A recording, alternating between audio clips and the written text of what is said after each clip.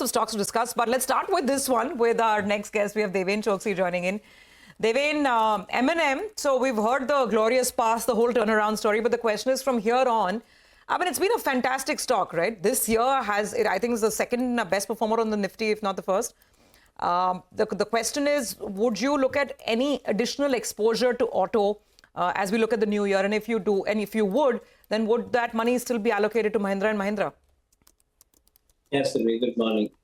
Well, certainly, I think our larger focus in the current year, 2025, would be on the commercial vehicles. And commercial vehicles would be the one area where probably we believe that higher amount of growth trajectory is possible. Both Mahindra and Mahindra, of course, but I think both Tata Motors and Ashok Leyland have been showing the distinct signs of bringing higher amount of growth to the commercial vehicle segment alone. And that's where we remain relatively more positive about. M&M, I think particularly the kind of turnaround and the smarter turnaround that they have done in their passenger vehicle portfolio is something, a story I think this one needs to script about. Because I think not only from acquiring the design company in Italy, from there on to I think completely changing the manufacturing landscape and I think making the entire new model availability in a quicker succession where the consumer got attracted to.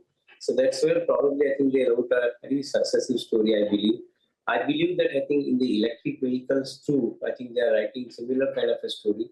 So maybe I think this likely to continue with this particular journey for a few more years as I see it at this point of time. But if you are asking me new allocation of money, I think it will be largely for the commercial vehicle segment of the business. Be it in Eicher, Tata Motors, Ashok Leyland, for that matter, M&M. Yeah, that's an interesting call. I'm going to remember this one, Deven. Yes, absolutely. CVs have been down in the dumps, but you're saying maybe there's a turnaround in the cycle that 2025 could bring. Nigel? Well, that's right. Hi, Deven. Good morning and good to see you. When I want to ask you about two companies. One is Senco Gold. You know, we had spotted this company a couple of sessions ago. When it was seeing good amount of delivery-based buying, it's still down close to 25% from the recent peak. Now they're doing a QIP. It appears demand is pretty okay. What's the view on that stock? And office, spaces, that's the newly listed company. Plenty of promise. The stock ran away initially. But I'm looking at it, it's still down now 20% from the recent peak. Any view on both these two names? Not really, Nigel. I think I haven't gone into detail about these businesses, so would refrain from putting any comments. Deven, have you looked at Vishal Megamart? Well, I guess I think not completely. I think though my company has already covered this particular stock in the IPO, but I'm personally to go into the detail about this USP into this business. But on the face of it, it appears to be a promising one. Maybe I think more details when I meet you next, I think, and we'll discuss. Right. I know, got that. Deven, hi, good morning. Thank you for joining us. Just a quick word on, actually, if you can pull these names up for a brief bit, because, so look at, say, something like a CEAT. It was interesting, if you can have these intradays up. Sharp rally day before yesterday. Yesterday, complete reversal. You look at something like if you can have the stock up, please. CEAT is the first one. Look at something like a MapMy India. MapMy India, sharp rally the day before and complete reversal yesterday. HEG, something similar, although that's been running up for a while, and HEG also reversed. Something like a Signity, sharp run up day before, just a reversal yesterday, and a sort of dead name like MTNL, which zoomed and then yesterday completely reversed. So just we had that kind of a day yesterday in terms of trade. All right, with that as a backdrop, Deven, I don't know if you have thoughts on any of these specific names, but I want to ask you two names. LIC, the last 1 month it's come up nicely, about 25% or so. Yesterday it was sharply lower, and then come in on Greaves Cotton. We highlighted this with Hormuz yesterday. I mean, that demerger has taken place.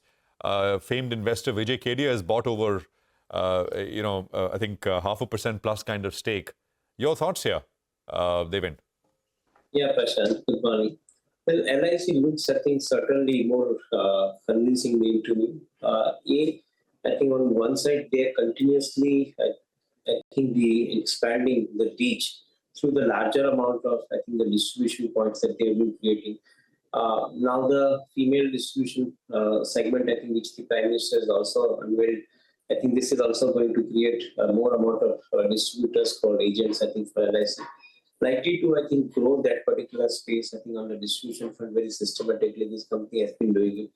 Secondly, larger focus on the term insurance plan is basically making more sense vis-a-vis the savings plans. And that's where probably, I think, the higher amount of growth potential is also being seen. More importantly, a regular growth in the investment portfolio and the profit booking thereon is also suggesting that the business of the company is looking relatively, I think, more stable from a perspective of shareholders. And last but not the least, I think in this rally, probably I think the new investors are likely to get attracted into this company because they need to bring down their stake. Government needs to bring down the stake over a period of time.